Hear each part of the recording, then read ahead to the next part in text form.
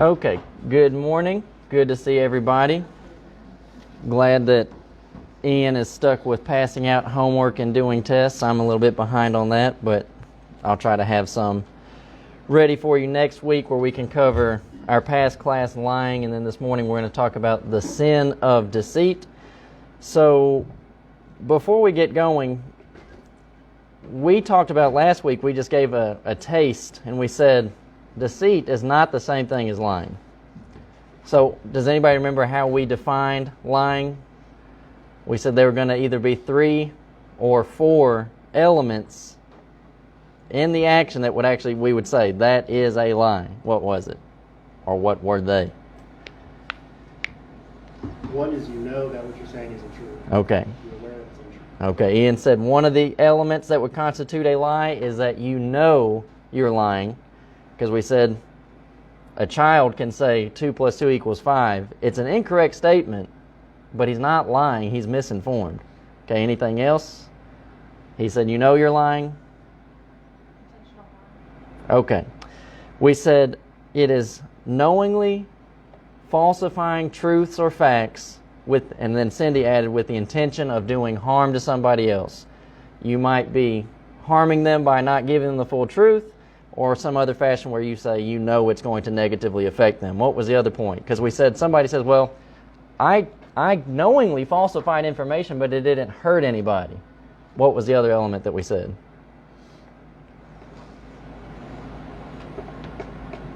Someone would say, well, nobody was hurt. We would say, in reality, somebody's going to be hurt, whether you recognize it or not. But we had another element where we said someone could knowingly falsify the truth or the facts to further themselves, to propel them and their self-agenda forward. And they might be saying, well, nobody's really being hurt by that. It's still going to be a lie. So this morning, we'll look at it real quick just so everybody can have a visual of it. Knowingly falsifying the truth or facts in order to either self-propel or do some harm to somebody else. Now that's what we did with lying. But this morning we're going to be talking about deceit. And to start out with, we're going to have a couple ideas. These are your scriptures just for your notes. This is where the Bible would talk about deceit being sinful. And this is what we did with lying last time. We gave Proverbs chapter 6 and a handful of other ones where the Bible, Romans chapter 1, where they would talk about lying is noted as a sin. Now we get that. In Mark chapter 7, Jesus says, for from within, out of the heart of men, proceed evil thoughts, adulteries, fornications, murders, thefts, covetousness, wickedness, deceit, lasciviousness, an evil eye, blasphemy, pride, foolishness. All these things come from within and they defile the man. So one place where you're going to find deceit being called a sinful activity is Mark 7, 21 and 23. And the second one would be Romans 1, 29 through 31. Another list for us to remember where they are, and that was one of our... When we started this class, we tried to remember where the lists were in the New Testament that would talk about sinful activities. Being filled with all unrighteousness, fornication, wickedness, covetousness, maliciousness, full of envy, murder, debate, deceit, malignity, whisperers, backbiters, haters of God, despiteful, proud, boasters, inventors of evil things, disobedient to parents, without understanding, covenant breakers, without natural affection, implacable and unmerciful. And in that list you have deceit being used. James. 1 Corinthians chapter 6, verse 9. That'd be another place where it would be listed. Sinful activities would be listed. I don't know if... I'll go ahead and open up just because we need it. Our Bible program, I don't know that deceit is listed in there, but it is another good list that we need to know. 1 Corinthians 6, 9. Fornicators, idolaters, adulterers, effeminate, abusers of themselves with mankind, thieves, covetous, drunkards, revilers, extortioners shall not inherit the kingdom of God. So it's not... What's that? Oh yeah, be not deceived. So... That's probably where you got it. Okay. Well, that'd be another good list, and it is there to an extent, be not deceived. Okay, let's get back to this. So this morning when we look at deceit, this is one of those things that a sin, just like we've talked about the other ones. So let's say this way, fornication. Is it inherently wrong to have sex? If it's in the improper realm, if you're not a married person, it's wrong. But if you're a married person, it's fine. Then we're talking just about these slight differences, these little nuances. What is the difference? Someone says, we ask that question about fornication. We recognize how it's no longer fornication if you're married. What is the difference between, well, we would say this. Is there any difference between fornication and adultery? And what would it be? Fornication is not always adultery, but adultery is always fornication. Okay. Fornication does not necessarily involve married people, but if you're committing adultery, somebody in that parameter is married and does not have the right to be having sex with the other person. So we've looked at those, and then we talked about covetousness. As far as that word is actually used, what does covetous in a very general way? Because we said in a sinful capacity, it's blank that causes you to abandon reason. What did we say covetousness was? It's a very strong desire, but a lot of times it's used in a positive way. Luke 22, Jesus said, I with strong desire have desired to take the Lord's Supper with you, or have this feast with you. So in that fashion, covetous is not always wrong. What was the other way that envy is translated? Zeal. Okay, zeal. So again, that word by itself is not always going to have negative connotation. And so we have to say that, yes, deceit can be sinful, but it is not always sinful. So this is what we're going to look at. We have been using this set of dictionaries throughout the class. I think Ian has consulted with it. I use it on just about every one. Kittle's Theological Dictionary of the New Testament. So in the word itself, without any context, like we're going to find negative deception, and then we're going to find what some people would call ethical deception. But look at the first idea that's presented by Kittle's Theological Dictionary. The word group is positively meant to express all-around ability. So what are some other words that you would use for somebody? Like, if you were going to say they are a deceitful person, how would you describe them? Not to be taken at face value. Okay. Sly. Okay, sly. I like that one. Anything else similar to sly? Shifty. Okay, shifty is negative. Okay. Can a sly person accomplish a lot of good? I mean, that's the biggest part of managing, is it not? Is convincing people to do things they don't necessarily want to do. We have a friend who's a manager. He brought somebody in the office and he said, do you expect to climb in this job? And they said, I would like to. He said, okay, then you're going to have to fire the next person who comes in here. He said, that's why I brought you in here. I don't want to do that. He said, you have to do that. If you're going to climb here, at some point you're going to have to terminate somebody. You're convincing somebody to do something they don't necessarily want to do. Well, that's not wrong, right? Poor performance, they're hurting the company, we have to let you go. So in that sense, in a very general sense, the word that we get deception from is going to express all-around ability. And then it's going to go on further, and I just have this in here just because it says the positive use. Just to let you know, people all recognize there is a positive use to deception. It does not have to necessarily be inherently sinful. It is not inherently sinful. But we are going to look at it today at the sinful aspect, and then 2 weeks from now when I come back for the class, we will look at justifiable uses of deception. So let's do this morning. Do you remember Luke 16? This is the parable. People call him the unjust servant. It says that he was, what would be the word? There was a certain rich man which had a steward. The same was accused that he wasted his goods. So you could call it purloining. He wasn't a good steward. He knew he was going to lose his job. And what did he start doing? Now, I know this was some time ago. We studied.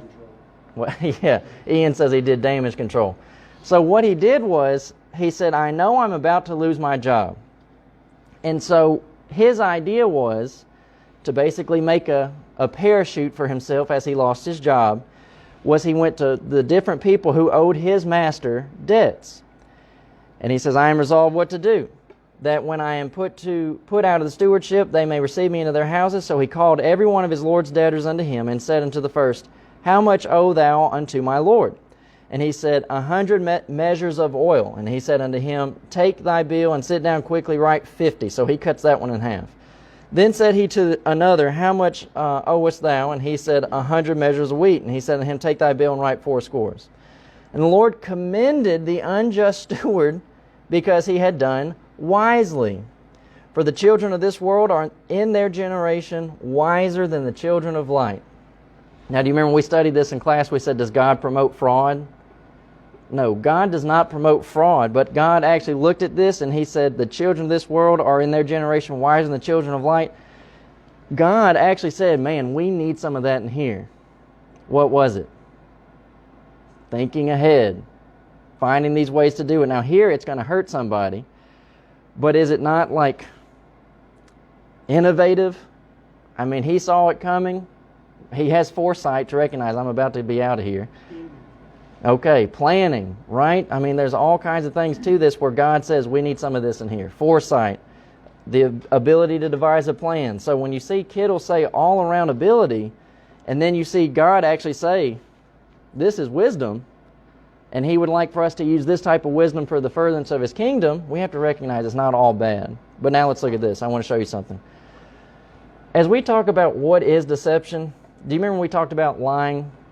Even when we said this is how we did lying. We said you're going to have a handful of passages that condemn lying, but what is somebody going to say back to you?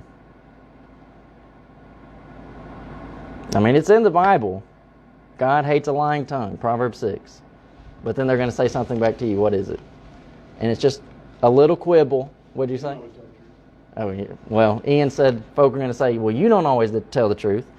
Well, okay, but that doesn't justify more lying. But what else would? We said it last time. What were you going to say, Mark?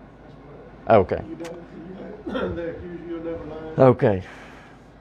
People are going to say, what is a lie? And then they're going to start playing this gray area. And a lot of people are going to have a problem with deception. And I think that we're going to really be able to put a definition on it. And it is going to be like what Ian said last week about the inventors of evil. So look at this. I have an entire book, like in my office. I own this book, The Art of Deception. I've read this book.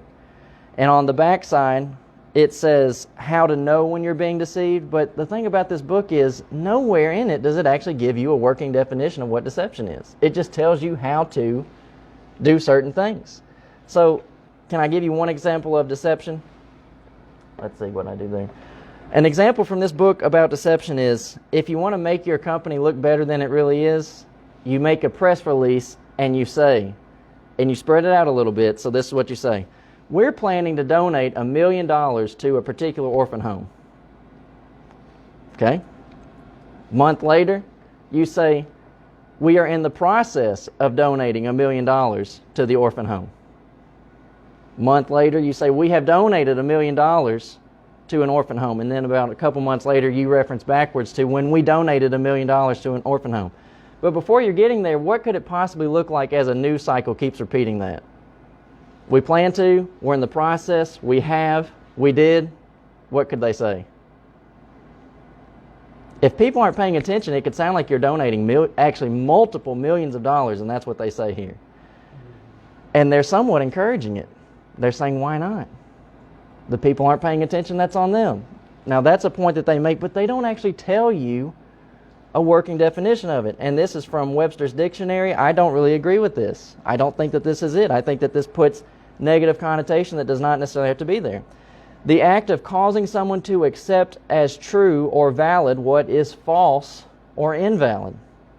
Well, that's what we would say lying is. So is there no difference in lying and deception?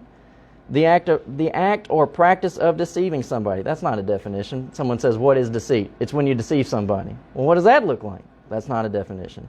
An attempt or a device to deceive. Again, that's not a definition. The quality of being dishonest or misleading. The quality of being deceitful. Again, being dishonest is when you're lying. And then when you say misleading is when we're going to open ourselves up to have conversation. So let's look at what I believe a good working definition would be. It's withholding information to accomplish a particular goal. That's it. Now, does anybody have a problem with that? And you know that I'm open to hearing what you would say. I think there's a problem there. And you know we're going to have multiple examples of this. That is all that it is. Now, here's a problem. We're saying it's withholding information to accomplish a particular goal. What happens if I start adding information? Now I'm lying, because I'm actually falsifying the real picture. But if I simply don't tell all of the truth, I withhold information to accomplish a particular goal, then we get into the realm of what Ian said last week. Is a handgun evil? No. Do people use it for evil? Yes. Deception is a tool that can be used either way. It in and of itself is not bad, but it can be used for bad ways. It can be used for good or evil. The intent is what determines whether it is sinful or not, and that's the same thing that we said about covetousness. You can strongly desire good, righteous things, but if you start desiring in a sinful way, you basically just change the realm of it. Now it's sin. You can have zeal for righteous things. You can have envy. You basically just cross that line, and it's going to be the intent of the matter. So how a person intends to use their deceptive abilities is going to be the issue. So before we jump into it, can anybody think of... most of what I'm doing is coming out of the Old Testament. But can anybody think of examples from the Bible where people used deception? First one would be the serpent in Okay. chapter 3. Genesis chapter 3, the serpent. We're going to look in that. That is in the slide presentation.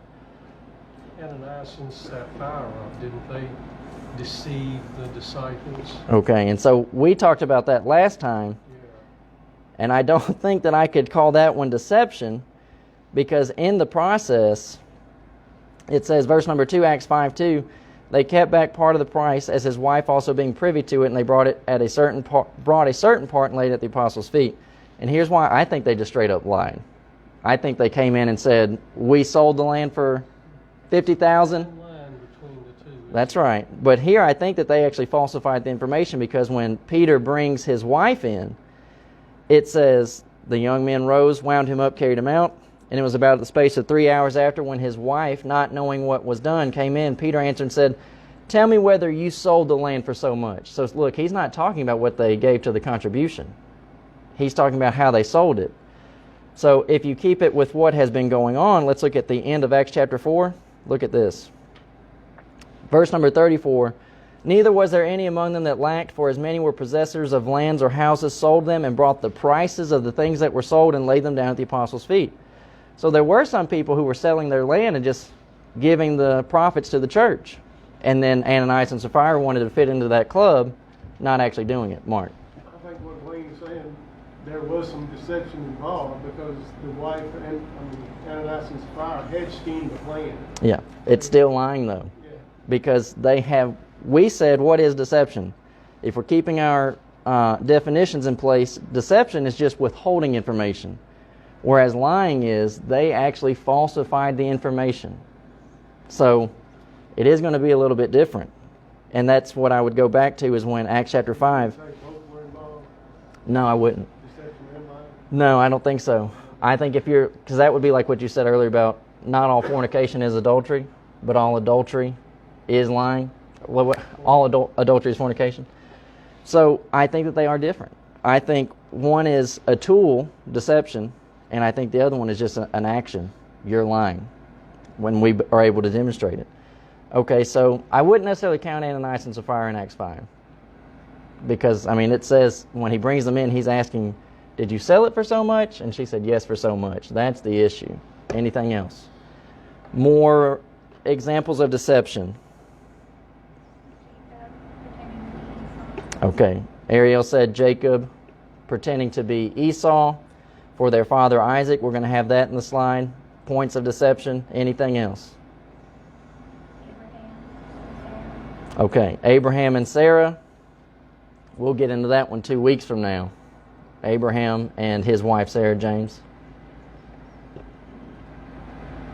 How about Joseph and his Pharaoh's wife? Okay, you're talking about where she said, lay with me? Okay, we used that one last week for lying because she actually knowingly falsified the information to do Joseph harm. Ian. Paul, I'm a Pharisee. Okay, we'll get into that 2 weeks from now. So, it is a point of deception. In, what is that, Acts 23? I think it's Acts 23:6. He says, I am a Pharisee. So we'll get into that next time, but it is a point of deception. So, it's withholding information to accomplish a particular goal. So let's look at some of them. Before we do that, I do want to get into this. So let me go back to Kittles. Who has like a Bible app on their cell phone? Okay, does it let you see Greek words? Yeah. Okay. So, in the same way, I think this is going to be the same thing as Ian talked about inventors of evil. It's the intent. It's the motive behind it. So, when you start looking at the Greek word that we get deception from, you're going to see it in other places in the New Testament translated guile. And so, I'll tell you, even with Kittles, using Kittles, a lot of the information is limited on deceit and guile. And I think that Webster's is just wrong. So that's lying. That's not deceit. So as you look at guile, I think that it's going to be talking about the intent of a person's heart. And here's what I want us to look at. This is John 1:45 and 47. So does anybody remember when Philip comes, I know it's right on the screen, but still, Philip comes to Nathanael and says, we found the prophet out of Nazareth, and what is his response? Can any good thing come out of Nazareth? So it's a negative response. He says, can any good thing come out of Nazareth? Philip says, come and see. And Jesus sees Nathanael coming to him and says of him, behold, an Israelite indeed, in whom is no guile. So this guile is the word that we're getting deceit from. So can we say this? Would it be easy to say, because we're going to show another passage to where I just don't see how these two go together unless we start calling it the intent of a person's heart. If I'm deceiving somebody in a way to hurt them, I obviously don't have good motives, right? I don't have good intentions. I'm manifesting a not good heart. So now let's look at one more. He says, in whom is no guile. And that's the word that we get deceit from. So now I want you to look at a quotation that this guy's not a Christian, but he is a very, very, do you know who F.F. Bruce is? Okay. He's very, very well known in the religious community, and look at what he says about his notes on guile in John 1, 45 through 47. Who says it? Nathanael says, can any good thing come out of Nazareth? So these Jews do not like Nazareth. Look at this. In spite of Nazareth's unenviable notoriety, Nathanael's transparent generosity of heart made him willing to come and see the Nazarene whom Philip declared to be one foretold in the law and the prophets. Now this man, F.F. Bruce, does a whole lot of word studies. And when he looked at guile, look at what he actually says. Nathanael's transparent generosity of heart made him willing to come and see this Nazarene. So does anybody have a question about this as we study deceit? What does that have to do with deception? Nothing. That's the same word that we're getting deceit from, but look at how, when it's translated guile, look how F.F. Bruce discusses it. He calls it transparent generosity of heart. Now, if I'm deceiving somebody in a bad way, what am I manifesting? An evil heart. I was going to say non-generous. An evil heart. So let's look at one more passage, okay? This is coming out of Peter. Okay, you want... Give me a second. What was that reference in John? It's 1... 45 to 47. Yeah. Thank you. You want to write that down? I see you don't have any paper. I've got it. Okay. All right, here's one more. We said, what does that, he says, a man in whom is no guile, have to do with deception? Well, it talks about the generosity of his heart, which is where you're going to either have using deception for bad or good be manifested. Here's one more. 1 Peter 2, 21 and 22. For even hereunto were ye called, because Christ also suffered for us, leaving us an example that you should follow his steps, who did no sin, neither was guile found in his mouth. So, do y'all think that Jesus never used deception?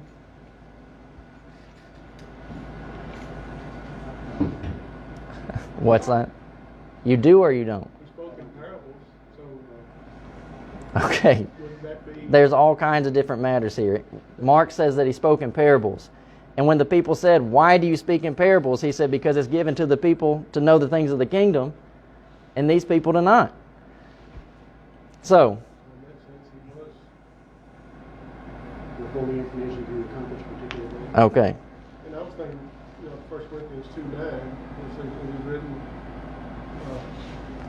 Okay. Yeah. God kept back some things. Okay.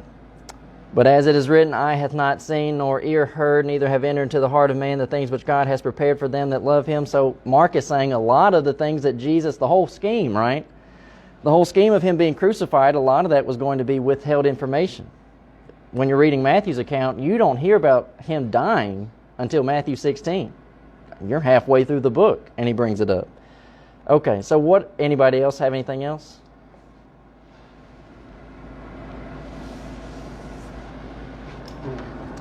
I withdraw. Okay, so if we're saying that guile has to do with the motivation of heart, and here it says no guile found in his mouth, did he use it in a hurtful way against anybody, like as a detriment to them? Or did he have the best intentions for everybody? He had the best intentions. I think that he did use deception. So look at this. Jesus said unto her, this is the woman at the well, Jesus says to her, "Go, call thy husband and come hither." The woman answered and said, "I have no husband." Jesus said unto her, "Thou hast well said, I have no husband.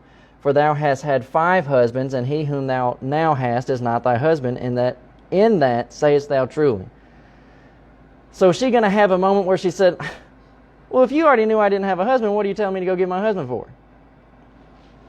He is acting as if he doesn't know, to see if she's going to be honest with her situation. Now, these are tools. All this is tools to get people thinking. So now, but let's do it this way. We'll save that for 2 weeks from now. We can bring that one up again. So people have said, you said the serpent, and then did you say, I think Ariel said Jacob and Esau. So let's look at this. Bad examples of deception. Bad examples of deception. Now let's look at this one to begin with. This is Genesis 3, 4 and 5. We used this last week. The serpent said to the woman, "You shall not surely die. For God doth know in the day that you eat thereof, then your eyes shall be open, and you shall be as gods, knowing good and evil." So, where's the deception in here? How is it deception? If we said it's withholding information to accomplish a particular goal. He lets her think you guys are going to be like God in some kind of a positive sense. Okay. That you're going to enjoy and want. Yeah. And he left it open-ended, right? It's like, you will be as gods. Well, we don't necessarily know what they thought out of that, but that was a true statement. And it's possible, right, if we take into account the idea that they might not have a concept of what death means exactly. Right. They know there's going to be some form of consequence. Okay, now we said last week that verse number 4, that's a lie, right? God had said, if you eat the fruit, you'll die. The serpent knowingly falsified information to harm them. That was a lie. Now, Mark, you had your hand up. Well, I was going to say, he says, "Then your eyes shall be open." So he is suggesting that God is withholding something from you Okay. that you need to know. Right. And I think that would be part of it too. As he begins discussing with her, it creates the entirety of the discussion creates that God is somehow keeping you. And he says, "Why not this particular tree? We can eat every tree but not this one." Well, what's going on? So, but in verse number 5, all he does is he says a true statement, but he's not giving the full picture. That's deception. God knows in the day that you eat thereof, your eyes shall be open, and you shall be as gods, knowing good and evil. Genesis 3:22. That was a true statement. The Lord God said, "Behold, the man is become as one of us, to know good and evil." That is exactly what the serpent said. But when they get done, the individuals would say, "Well, you didn't tell us it was going to be like this." You didn't give us the full extent. That is what deception is. Okay. Everybody good with that? It's used in a negative way. The intent decides whether it's going to be okay or not. Now here's Jacob's deception. We're going to use this in 2 slides. Let's just read all through this because some individuals may not recognize it. So we have to, what are we fixing to see? We're going to see Genesis 27, 13 through 29. So we're about to read 16 verses together. And in a Bible class setting, when you start reading 16 verses, a lot of people start zoning out. But here's the thing. Because people won't look at passages like this and go and have the discussion and say, hey, let's stay with it, don't zone out. People never recognize the differences between these different types of sins. People don't, like Ian said, the inventors of evil things, they don't stop and take time to say, well, a handgun serves a good purpose. It stops a bad guy with a gun. That's not the problem. It's the intent of the person's heart. People don't stop and dissect the differences. People do not recognize the difference between lying and deception because they don't do what we're about to do. Okay, is everyone ready? Genesis 27, 13 through 29. His mother said unto him, Upon me be thy curse, my son, only obey my voice, and go fetch me them. Now, okay, James. Savory meat. That's it. He's going to be fetching the savory meat. He went, fetched, brought them to his mother. His mother made savory meat, such as his father loved. Rebekah took goodly raiment of her eldest son Esau, which were with her in the house, to put them upon Jacob her younger son. And she put the skins of the kids of the goats upon his hands, and upon the smooth of his neck, and she gave the savory meat and the bread, which she had prepared, into the hand of her son Jacob. And he came unto his father, and said, My father. And he said, Here am I. Who art thou, my son? And Jacob said unto his father, I am Esau, thy firstborn. I have done according as thou badest me. Arise, I pray thee, sit and eat of my venison, that thy soul may bless me. And Isaac said unto his son, How is it that thou hast found it so quickly, my son? And he said, Because the Lord thy God brought it to me. And Isaac said unto Jacob, Come near, I pray thee, that I may feel thee, my son, whether thou be my very son Esau or not. And Jacob went near unto Isaac his father, and he felt him, and said, The voice is Jacob's voice, but the hands are the hands of Esau. And he discerned him not, because his hands were hairy, as his brother Esau's hands. So he blessed him. And he said, Art thou my very son Esau? And he said, I am. And he said, Bring it near to me, and I will eat of my son's venison, that my soul may bless thee. And he brought it near to him, and he did eat. And he brought him wine, and he drank. And his father Isaac said unto him, Come near now, and kiss me, my son. And he came near and kissed him, and he smelled the smell of his raiment, and blessed him, and said, See, the smell of my son is the smell of a field which the Lord has blessed. Therefore God give thee of the dew of heaven, and the fatness of the earth, and the plenty of corn and wine. Let people serve thee, and nations bow down to thee. Be Lord over thy brethren, and let thy mother's sons bow down to thee. Cursed be everyone that curseth thee, and blessed be he that blesseth thee. Now we're going to put this up with some highlighting, but as we read through this, what's the problem for our study that we have to pay attention to? Distinguish between lies and deception. Okay.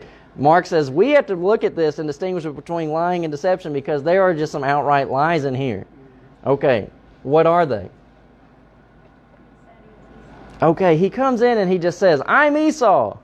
At this point, really everything else is shot because you can't say, well, I came in and had a particular fabric on and you're the one who said I was Esau. But when you come in and say, I'm Esau, honestly, deception is out the window. But here is the deception part. He fetches and brings to his mother. He has the meat. Okay, that's the plan Isaac and Esau have together. Esau's going to prepare meat. Well, a boy coming back in or a son coming back in having meat. Basically, you would say Isaac is putting 2 and 2 together. So let's say this too, y'all. We know, and I'm saying, does anybody in here have a problem with what we're saying? A lot of times we have discussions and we're talking about, all we're doing right now is defining what is deception versus what is a lie. It's not like we're justifying this point. A lot of people would sit through a Bible class and they'd say, I don't like that. I don't like that either because it's being used in a negative way. But at the same time, we're not really looking at that right now. We're looking at what is it? What's the difference between deception and lying? He's withholding information to accomplish a particular goal. She put the skins of the kids of the goats upon his hands and upon the smooth of his neck. And she gave the savory meat and the bread which she had prepared into the hand of her son Jacob. So in blue we have, I don't know how folk are going to see that on the screen, but in 14, 15, 16, and 17, these are all points where it's left into Isaac's field. He's making a decision based on these evidences. Verse number 19, Jacob said unto his father, I am Esau. That's a lie. Verse number 20, Isaac says unto his son, how is it that thou hast found it so quickly, my son? He said, because the Lord thy God brought it to me. That is a lie. He did not go out hunting for this stuff. This is all part of the plan. And you look at verse number 22. Jacob went near unto Isaac his father, and he felt him and said, the voice is Jacob's voice, but the hands are the hands of Esau. So, again, we're saying this is all Isaac making these type of distinctions. If he hadn't come out and just said, I'm Esau, then you're not going to necessarily have the lying factors being placed here.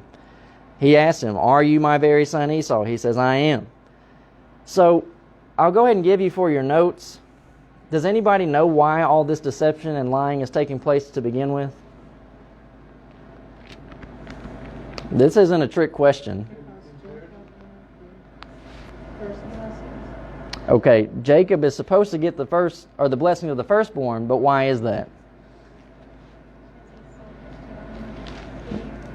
Is it related to their inheritance? Okay, it was told back in Genesis 22, right? He says the older is going to serve the younger. So they have it in their mind. The younger is supposed to be getting the blessing here. But what do you find when you get to 27? Isaac apparently has a lot of favoritism going on here. He's not going to honor what was said in Genesis 22. But is all this deception and the lying? We know the lying is not necessary or justified. But is the deception necessary? We have an example. Let me find it.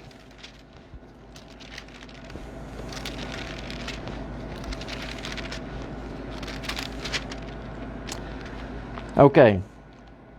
You don't have to go through all this scheming to make sure the younger child gets the blessing of the firstborn, because you're going to see in Genesis 48, Joseph, again like Isaac, is old and blind, and he reaches out his hand, and who does he bless? He blesses the younger of the two, and Jacob says back to, he says back to his father, Joseph says back to Jacob his father, he says, no, you've got it backwards. And Jacob says, basically, I know what I'm doing. This is the one who gets the blessing. So he could give it to him. Isaac should have given it to Jacob, but he doesn't. And then you have basically their mother stepping in, and all this comes into place. So what we're trying to look at is just, we're trying to dissect deception from lying. Now let's look at one more. Jacob's sons, when Joseph is killed, well, he's not even killed, is he? He's sold into slavery. So they're going to put him in a pit. A bunch of the brothers say, let's kill him. Another brother says, look, we're not going to profit if we kill him. Let's sell him. And that's right, to the Ishmaelites. And then what do they say to their dad? We sold our brother into slavery? Okay, look at this. They take Joseph's coat. They killed a kid of the goats. They dipped the coat in the blood. And they sent the coat of many colors, and they brought it to their father and said, this we have found. Know now whether it be thy son's coat or no. And he knew it and said, it is my son's coat. An evil beast has devoured him. Joseph, that's it. Joseph is without doubt rent into pieces. What did the son say? That they did not say anything except for, this Joseph's coat? And Jacob then began. Now here's the thing to this, y'all. Look, I know people do not, I'm not saying in this room, but I'm saying people do not like this talk of deception. Why did he not ask more questions? Where'd you find this? You didn't find a body when you found the coat? Just nothing at all? Just the coat by itself? now they're going to start getting into trouble. Well, they're going to have to lie, but look, y'all, they're being slick here. Y'all said sly, shifty, wily, scheming. But I'm telling you right now, we called it a device. Deception is a device. It's withholding information to accomplish a particular goal. 2 weeks from now, when I come back and I teach class, we're going to put this into such a realm where you're going to see deception is not a bad thing. It can be used for bad. Why is this bad? Why would we say, yeah, this deceit is sinful deceit? He says later on that they meant it for harm, but... That's it. The intention was negative. When the brothers get reunited with Joseph in Egypt, Joseph flat out says, you all meant it for harm, and God used it for good. The intention of why they were doing it was the deciding factor, because here, it's not a lie.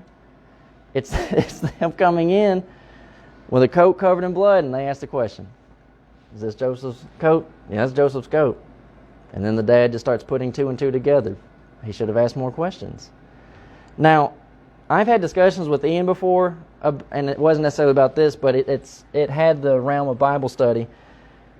And Ian said that people would say, well, now you're starting to play lawyer ball. Does that make sense? Someone would say, well, this is how lawyers talk. This is how people talk who don't want to be deceived. If you do not educate yourself on the device, you will be deceived. So that's what we're doing in here today. This was negative. It was sinful. It hurt Joseph. It hurt the father. This one just involved flat out lying. And what else did we have? Serpent. Harmed the people. Mark. I was just thinking of a situation where when Jacob and the family went into Egypt, and Joseph said, tell Pharaoh your cattle. Mm-hmm. That was in a positive sense, wouldn't you say? I'll have to double check that one, because I just don't remember it that well. I know what you're talking about, but I don't really remember how all that went, because the Egyptians didn't like a particular one, so I'll just have to double check that one. But 2 weeks from now, do you know what you're doing? Okay. 2 weeks from now, I will come back and teach class, and we will do deception again, but this next time... I'm sorry, I do unmerciful. Okay, yeah, we've been talking about that. Next week, Ian will do the sin of being, it's called unmerciful. After he gets done with that class, we will come back and we will discuss deception. We called it a device, it's a tool, and we're going to talk about how deception can be used in a good way. So, these points today, we're not saying that they were okay, we're not trying to justify them, but we're trying to separate the distinction between using deception and lying, and recognizing it's a tool. Just like Ian said, inventors of evil things, a handgun is not inherently evil. It can be used for evil. Deception is not inherently evil, but it can be used to accomplish evil. Okay, any questions or comments? Okay, we'll take our quick break, and then we'll come back and have our worship hour.